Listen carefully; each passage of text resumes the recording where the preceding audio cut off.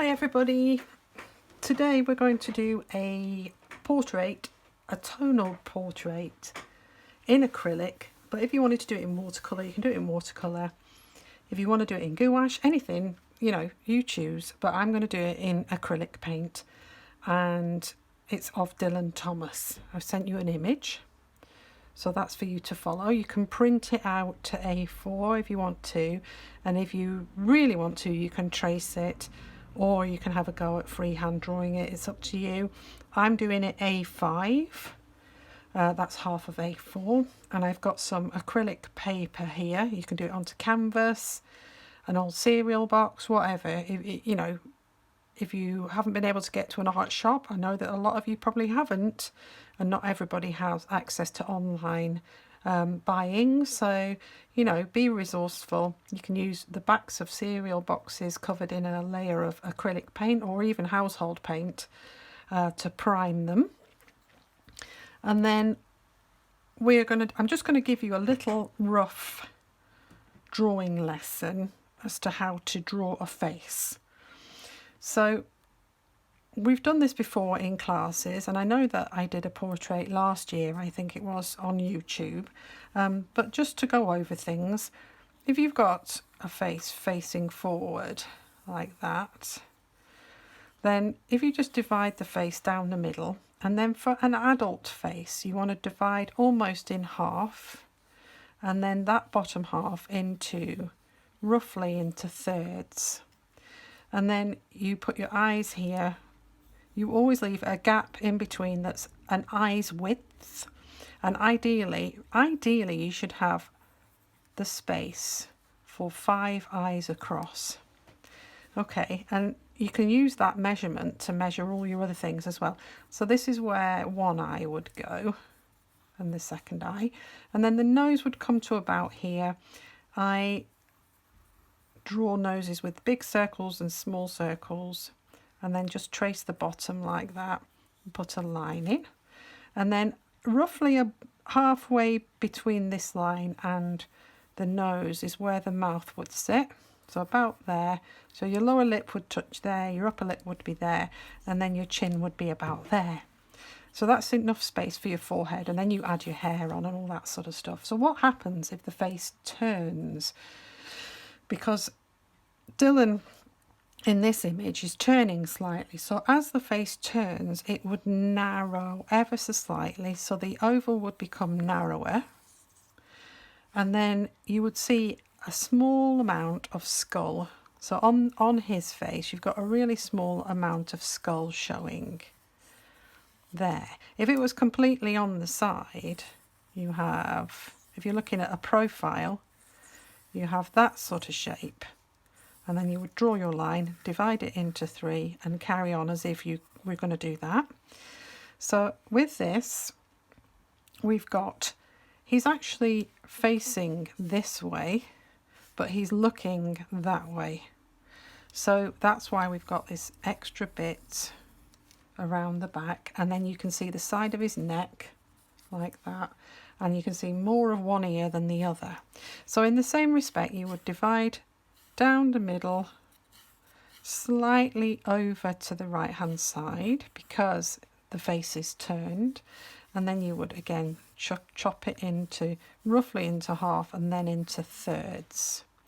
The difference between an adult and a child's face is that when you put that line down the middle, you actually draw a line absolutely halfway, and then you draw it into thirds. And the fact that the child has got a larger forehead makes it look more childlike. So the eyes would then go, and the nose and the mouth, and so on. So he, like I said, is facing with his nose. His nose is here, and we can see you can see both sides of the nostrils, but you can see more of this one and less of this one. A small gap, and then the mouth like that, and then his chin. And his eyes are here, so we've got one there, and then we've got slightly less of this one. Okay, and the pupils are right over, the iris and the pupils are looking this direction. So that means that they're right over on the left-hand side of that face. The other thing he's doing as well is he's tilting his face slightly to the left. So you can see a little bit of his ear there, but his angle of his eye should be like that. So all of these angles should be like that. All right. So just have this eye would be lower than this eye. Okay. So let's draw Dylan's face on the sheet next. So here you can see I've drawn Dylan's face onto my acrylic paper. I drew the oval, you can see the oval here, like that. And then I've added that bit of skull on the background. And then I did a curved line coming through the centre of his face. Then this was more or less the halfway line. Sorry, this one was more or less the halfway line. And then I've divided the rest of the face up into thirds, roughly. And I put an extra line just to make sure that I kept his eyes on an angle. And I realised that I need to make that a little bit open. So how much detail you put into this face is up to you really, because, you know, eventually we're going to paint over most of it. And also how many of these lines you keep on your work is up to you. You'll notice that the distance between here and here is the same as this. So your nose will always be the same length as your ears. If you measure it with your fingers, then you'll find that out. And also the nose length is pretty much half of the face and 2/3 of the face going down. So if you keep measuring, then you'll work out the proportions, and you can see that the width of the eye, there's a width here for the area between the two eyes, slightly less here because he's turning his head, and slightly more here because he's turning his head. All right, and his hair would come down, just roughly put his hair in. He was known for his hair, so it's quite important that you put his hair in your picture. Okay, there we go. And now we're going to have a go at painting him. Now, I'm not that fussed about things being, you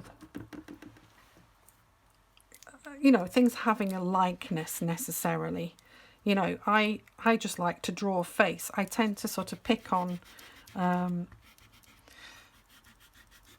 certain types of people or certain shapes of faces, but I don't necessarily go for a likeness. Now, if you're very good at likenesses, that's great.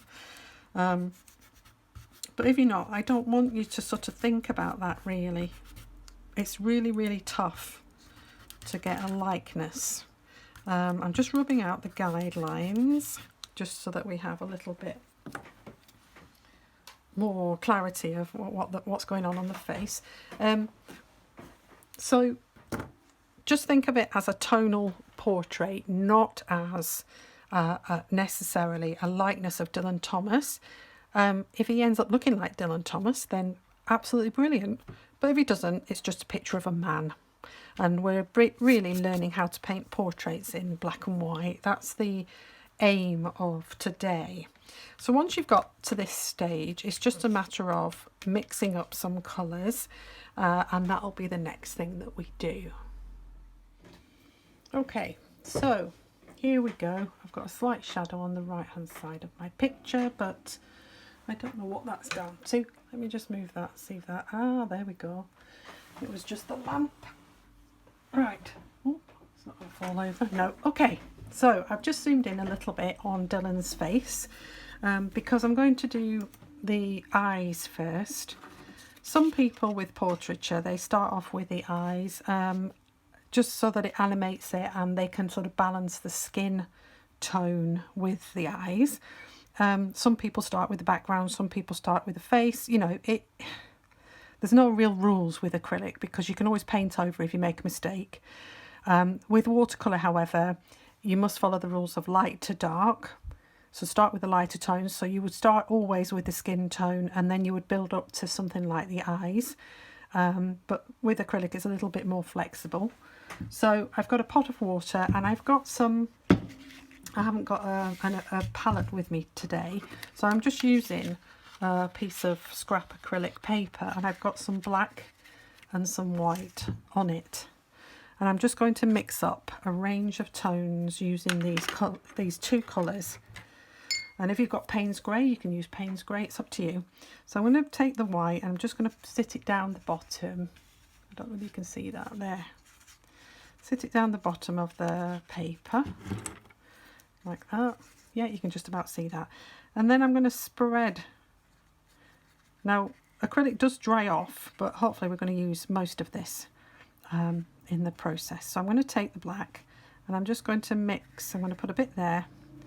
I'm going to put a bit there, and I'm going to put a bit there. So what I'm after is a range of tones that I can play with as I'm going along. So you can see that's slightly lighter, that's slightly darker. Give it a really good mix though, because we want to be able to see the difference in the tonal range of the greys. So that one is quite similar to that one, so I'm just going to take a little bit more white and add some more white into it. Really mix it well. Don't mix too much, just in case it does start drying out. And then I've just added a lot more white into that one to really knock it back a bit. And then we're almost going into the white tone. So I've got 3 greys there, 3 what they call middle tone greys, going from lighter to medium to dark and then into black. And then I've also got my white here. Okay, so I'm just going to start, have the picture in front of you, either print it off or use it on the screen of your laptop. That's the best way. But obviously if you're watching this on your laptop, you're not going to be able to do that. So just do what you can. And as we are painting the eyes, what we're going to do is really use a small brush, and we need white for the eyeballs. So again, depending on your paint, add some water. But my philosophy with acrylic is not to add water. The more water you add, the more transparent it becomes, and that's not what we want. We want the paint to remain thick. It's different to watercolour, so we don't want it to go all thin and washy on us. So I'm just going to put in a bit of white for his eyeballs. Oops. Because his eyeballs are actually protruding quite a lot. And you'll find that the white will mix slightly with your pencil, so don't worry about that. We really don't need to worry, because the white in the eyes it's white, but it's not pure white. It's like an off-white, so we need some tone in there. Okay, so the next thing to do is to put some on his eyelids, and we're going to go for the slightly darker grey. So just pick up a bit of darker grey, and this is where you find that your eyes, you're painting over your eye marks that you've made, drawing. So you might lose them, and if you do, don't worry, you can always refer back to your original picture and paint them back in. So underneath his eyes, he's got an eyelid which is very light, so I'm going to use this same tone to paint the eyelid. Look really closely at your picture and put that eyelid in like that.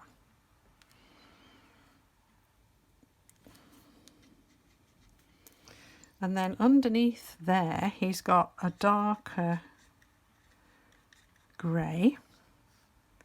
So we're just using a series of greys here, and we're going to put the marks that we need to guide us around this picture in first. So his eyes are quite heavy under there. And then in above, this is where you definitely need a thin brush. So if you haven't got one, order yourself one before you do this painting online, or even just trim down an old brush that you've got. You can use watercolour brushes, but once you've used your brush for watercolour, you'll find that you can't really keep using it for watercolour. You must then use it for the acrylic because they do get damaged. So I've got a specific detailed acrylic brush which I got from the art shop in Swansea. They're very reasonable. They're up towards the university. If you look online, you can get the information about them. And it's like a sort of stationer's really. But they do have good stock of art materials and lots of brushes.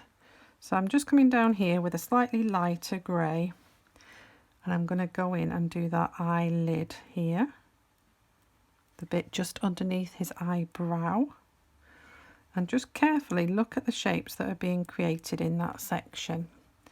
So you can see that comes round there, and then it falls into some white areas there. So that's pretty much most of the eye done. The rest of it we would probably put almost white, and we can do that with a bigger brush. So if I just pick up the white, oh no, not that brush. That brush doesn't want to work. I've got a slightly larger, rounder brush here, and I'm just going to pick up most of the white that was left on the page, which has now gone grey because I had a little bit of grey on the brush. And I'm just going to block in the rest of Dylan's face around here in this lighter tone. And you can see, because I had some water on my brush also, that the paint is quite thin. So I'm just going to put it down, let it dry off, and maybe put another coat on actually. But I also in the process might lighten it up. So I can bring that colour all the way down over his nose, round his eyes, and onto most of the rest of his face, because it's all in light. He's being lit from the left hand side, so that side of his face is really light, and it's what's creating these dramatic shadows. So it's quite important that you get that really light.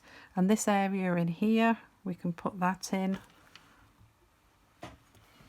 And where his eye is, under there, across his top lip, most of his nose, but the rest of it is in darkness, so don't paint that bit. And then in round his neck, under his neck there, in his ear, don't forget his ear. Now we can go back in and put some lighter pigment on areas of this bit that I'm painting here later on, but not just yet. And his other ear's in darkness. Now the rest of him, let's paint that. We might as well. We'll paint the cardigan, seeing as we've got the paint on the palette and we don't want to dry off. So I'm just putting a rough undercoat on this light part of his cardigan. I'm just going to take some more white and fill that in. So the cardigan comes down along here. And you can leave this fairly textural because it's a knitted cardigan. It would benefit from having some texture to it. And the way we do that in paint is by leaving the brush marks visible. Oops, that was a bit dark, but never mind. Let's just work it in. And you can put the brush marks in on the direction. So it's coming over his shoulder like this. So when you put the brush marks down, do that mark in a curve. And then you'll get a feeling of it being a cardigan. So let's just pick up. Now we've got a sort of flash of lightness coming down there and down there. So I've just got a little bit of paint left here, so I'll use it. And then the background is another issue. The whole of the background is almost as dark as his hair and his cardigan on the right hand side, so we'll mix up a different colour for that later. But let's block his hair in, and we're going to do that in a pale grey. So we're going to take the rest of that paint that we've got for the next tone of grey, and we're going to use that, and we're going to put highlights on top of this. So carefully observe where his hair is and that it comes down to his ears, and there's a little bit of hair there but not a great deal, and then he's got a light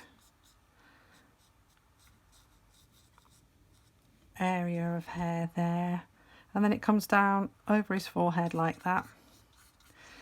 And again, just keep twisting your brush, twist and turn, and get those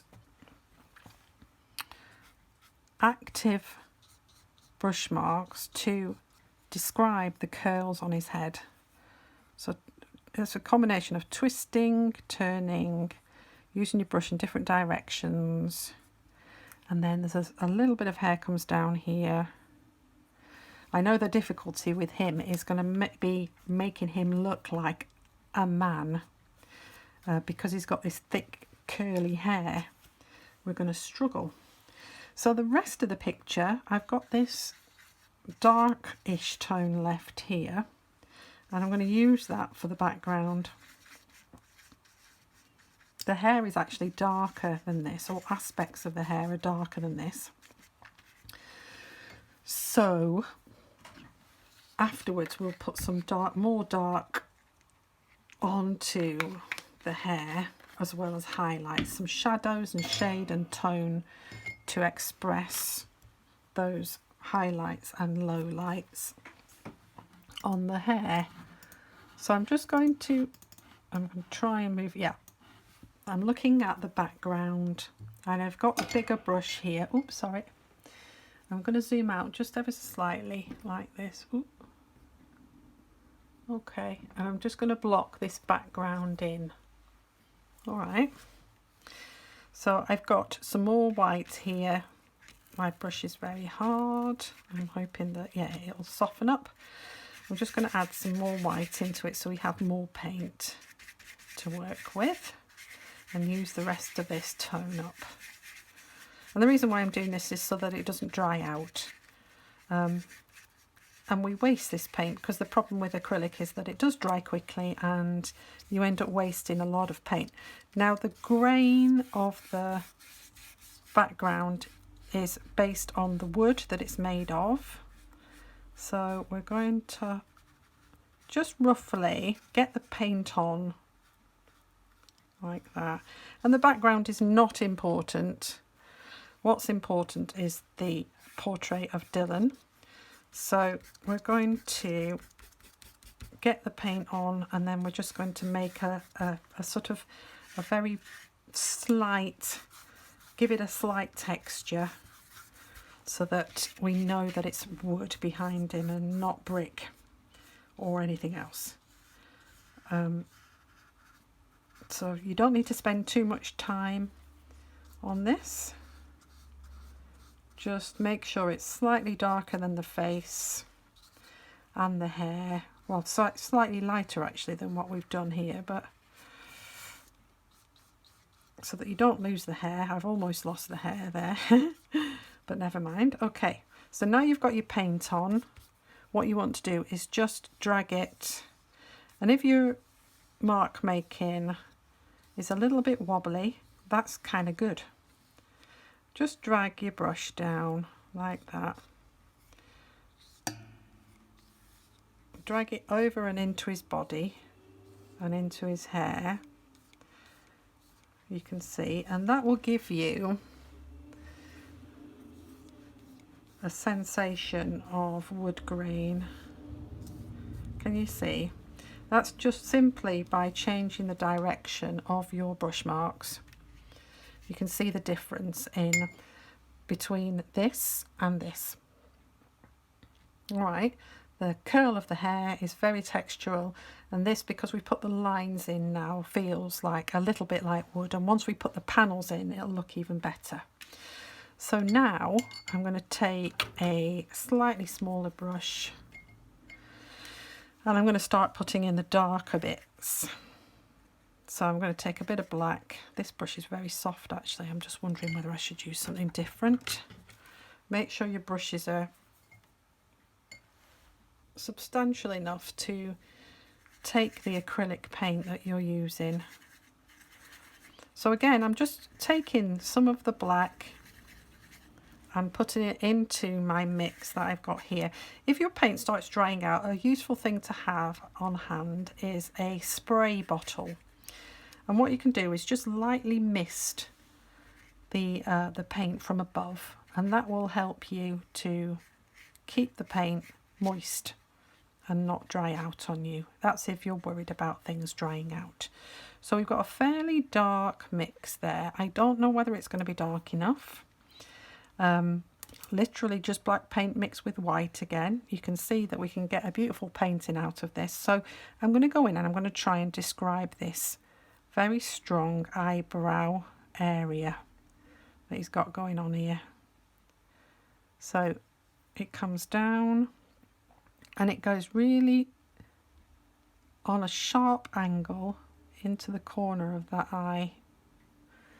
And this is why you need these finer brushes, so that you can get those angles, especially on a small image like I'm working on. If you're working on a larger piece of paper or canvas, then you won't have the difficulty that I'm having with getting everything in. And the dark area, you can actually see some of the eyeball coming through, but the dark area just goes across the main body of the eye and then comes down, and you can just see the eye. So we will bring out those eyes later once that's dried a bit. Okay, that is as much of that dark tone that I would want to put on there, I think. If you squint, you can really see if there are any other areas of darkness that are the same in tone as this one here. And I can see that there's one just around the mouth, about here. So I'm going to go along the middle of the mouth. Again, observing carefully where his mouth goes up and down. The shapes of his mouth are very important. And on here, he's got a little aspect of darkness just on the corner of that mouth. Squint again at the image, and it helps you to see where those tones are. And we've got a rounded bit there, like that. Can you see? And then underneath his lip, he's got a very dark, just where the top of his chin is. And he's got a dark shade, a shadow falling just around here, like that, and where his chin falls. So we can go and underneath his chin onto his neck. We've got a dark shadow as well. So underneath there, drawing carefully around that area, otherwise he won't look anything like what he's supposed to look like. I hope you've been watching the portrait challenge, because now it's on Sky, and Sky is now on free view. You can see the portrait challenge, and if you haven't, please go and have a look at it. It's really good. That will give you lots of tips on how to paint and how to see what's going on in a face, in the structure of a face. There's some very talented people involved. We can go up to the nose now, and we can put a little bit of shadow just there, and I'm going to put his nostrils in because they're really dark. We've got one there and one there. That might be a little bit too far over, but let's see. And then finally I'm going to just put in the pupils on his eyes, so just the pupils, not the iris, and make sure you get them in the right place and that they're dark enough. That one's probably a bit big, but and then we're going to go up here and we're going to put in the side of this face here, and the mark that's in his ears, really important again for structure.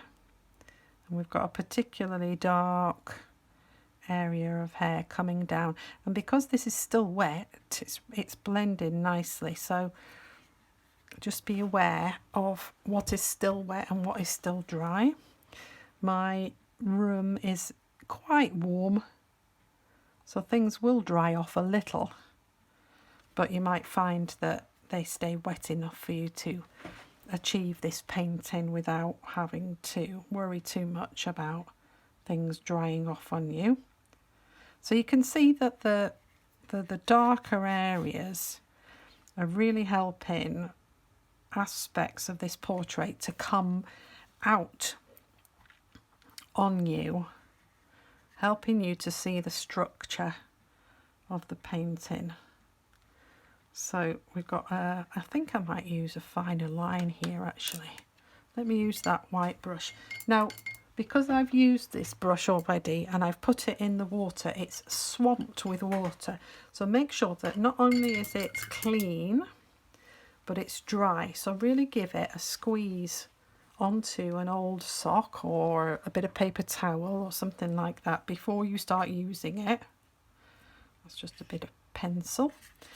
Because if you get a run of water coming down your paintbrush onto the head of your paintbrush, you'll find that it forms a blob, and then you're a little bit stuck with trying to get it off because it's too watery, and it'll just slip and slide all over the place.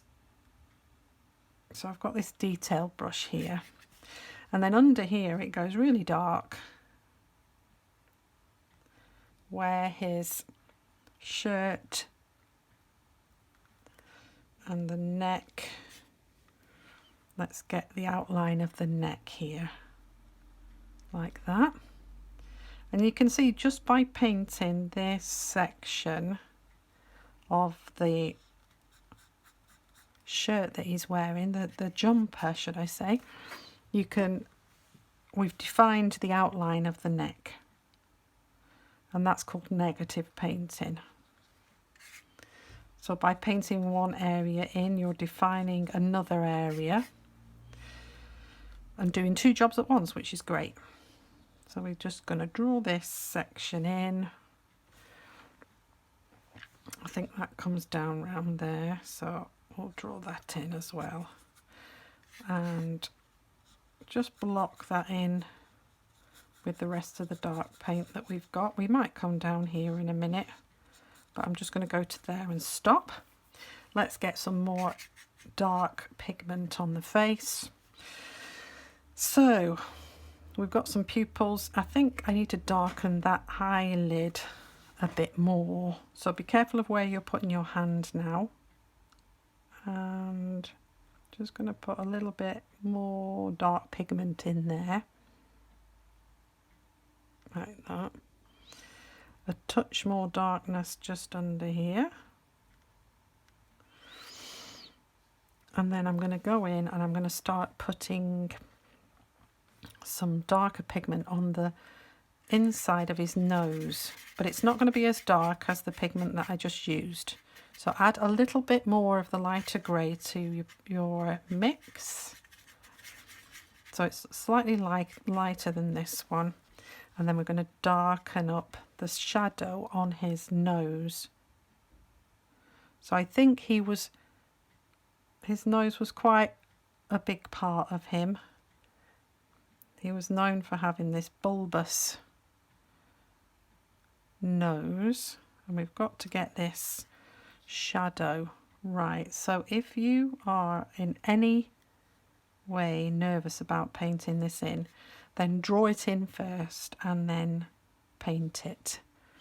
And I'm going to paint most of this in that shade, even though there are aspects of his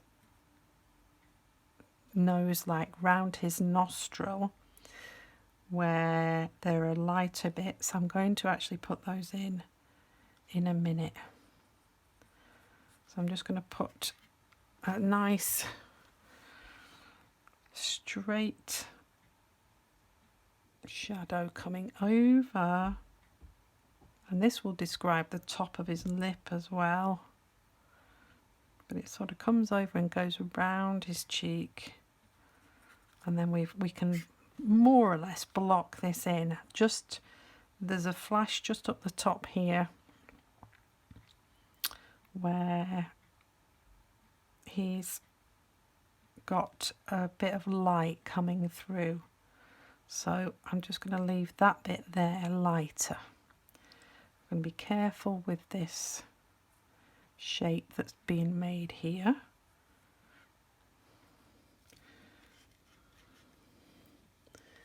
And go around his eye like this.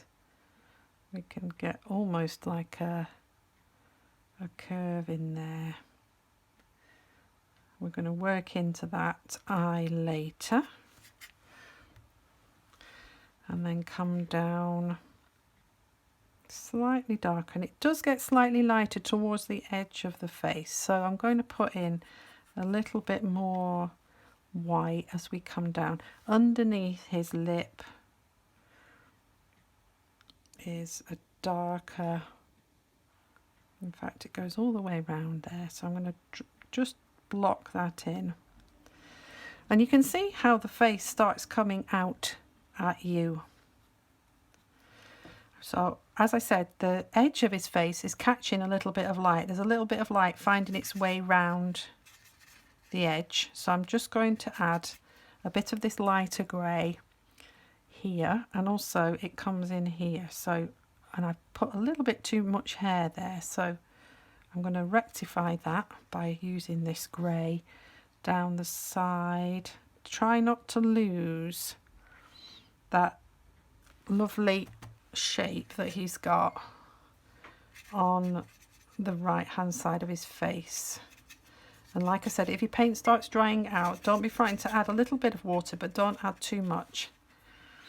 You will get into a mess if you do. Just down this side like that, and into that cheek area here, and we'll put that colour also in his ear, and just finish his ear off like that. We'll define that a bit more, and then we need a very light section. Let's just mix in some more white here for the underneath of his eye. I know that we put paint there already, but I just want to add some more. There are multiple layers to this highlight that's on the underside of his eye. So if you look really closely, you can actually make up this section with lots of different colours. But for this, I'm just going to do this for now like I've done it. But I do need a really strong bit of white. So I'm going to take almost straight white, and I'm going to put that flash of lower lid back in like that, and it really curves back up into a very strong curve just there. I don't know whether you can see that. All right, we've got to put some darkness in here, but we're going to wait for a second. Can you see it coming through now? So the next thing I'm going to do is I'm going to put in his eyes, his iris colour, which is quite dark, because we need that. We need that so that we can see what we're doing, and also so that he can see what he's doing. Right. I've lost my image. There we go. Right, so the eyes need to be right over and into that corner, the left hand corner of, I'm just going to paint over the iris. I'm going to do the same on this eye here. You can see there's almost no white on this side of the eye. And there's his eyes. Okay, I've lost the iris there, but I'm going to let this dry and just paint over it in a minute. I can also see now that the bottom of the eyelid on the left eye, on his right eye, the left that you're looking at, is also a bit dark. So I'm going to put some light white back in under there. Okay, so you've got the gist of how to build up the shadows and the highlights. So rather than watching me slowly paint this, I'm going to put this on time lapse, and then you can see it building up a little bit more, and then I'll talk to you at the end about how to finish it. Okay. Okay, so I'm come back to this after about, I don't know, half an hour, an hour. I've just had a cup of tea. While I was away, I realised that I'd still got some paint left on my palette, so I just found a plastic bag and I just slipped the palette inside.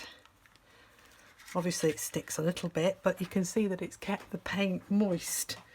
You might have a stay wet palette or something like that that you can use instead. And I've had my brushes washed off, and they've been drying in the well, washed them off in water. And make sure that when you wash your brushes that you don't leave them standing up in the water, and that you lay them down flat to dry. Dry them off with a towel. Wash them off first, wash them really well, make sure you get right to the bottom, dry them off, and then lay them flat to dry. The reason why we do this is so that no water collects in this ferrule here, because if water collects in there it goes rusty and you'll get bits coming out of here, and then also if you leave acrylic paint on here, this will just dry out and you'll never be able to use it again. So just be careful with your brushes and dry them lying down. Okay, so let's try and put a little bit more information on this image. Now I realised that Dylan is looking upwards as well as looking to his right. He's looking upwards, and I put this pupil here in the wrong place, so I'm going to recite my pupils, and I'm also going to put a highlight in the eye. So this paint is now dried, that's on this portrait. I can touch it, which is great, unlike oil paint where you have to wait for days for it to dry off. So I'm going to take the darkest tone and the smallest brush I've got, and I'm going to recite this.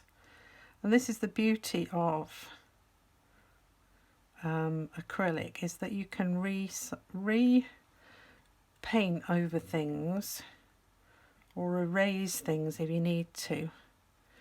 Now you might find that this black is not strong enough, and if it isn't, just put an extra layer on. So we're going to put the other pupil in the same place, so up towards the left hand side of that eye. Okay, so now you can see he's looking upwards. just going to put a little bit more on that one, like that. So he's now looking up instead of looking sideways.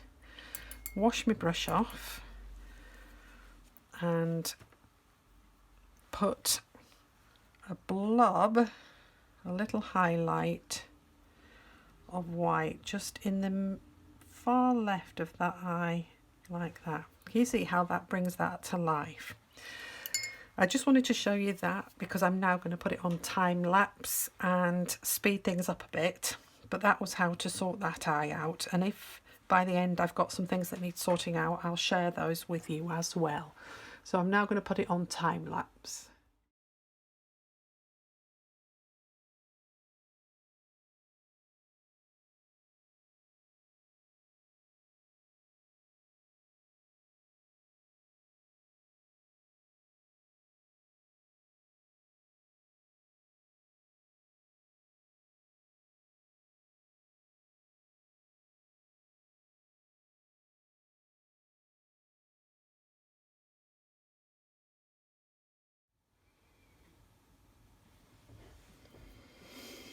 Okay, so here we are, nearly finished. I think his nose needs a little bit of work. I'm just going to try and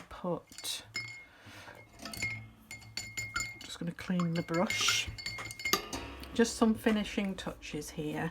I think he needs a large blob of white in here, in a curve like that.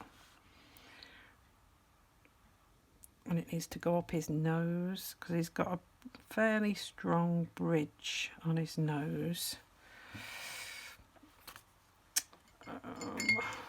Let me just, oops.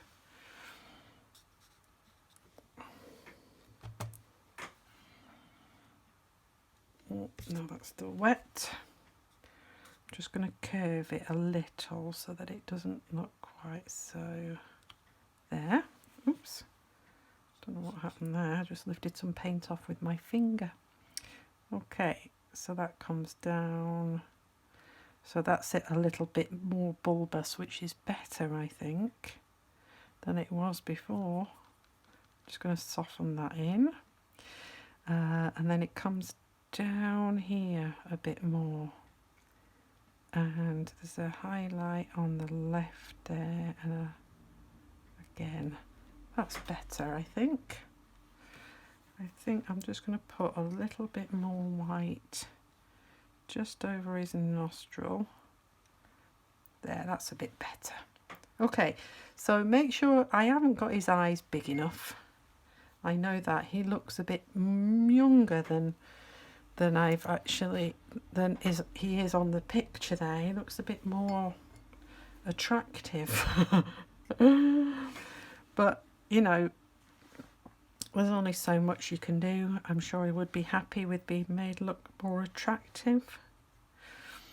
I'm just going to pop a little bit of white just in that corner there and reduce his eyeball down a bit. And if you have that problem where I put my finger on there and it came off, then just pop it back in. I've left the clothing quite abstract, mainly because I want the focus to be his face. I've also left his hair quite abstract, but you can put a little bit more detail in if you want.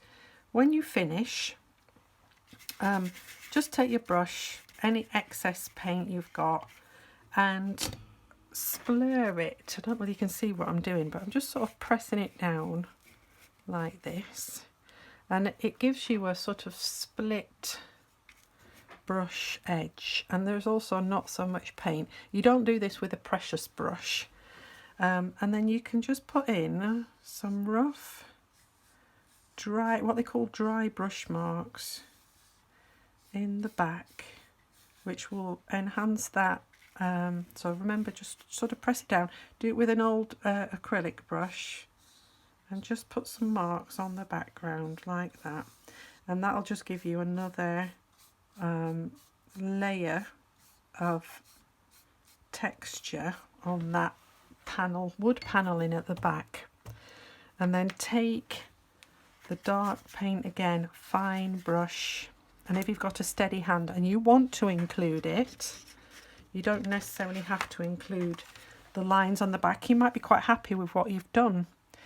You could also put these in with a pencil if you haven't got a steady enough hand. But a fine brush is needed just to put in the suggestion of a panel. Maybe I'll just put 2 in, just one here. But like I said, you need a fairly steady, light hand to do this. But it does help describe what's in the background there.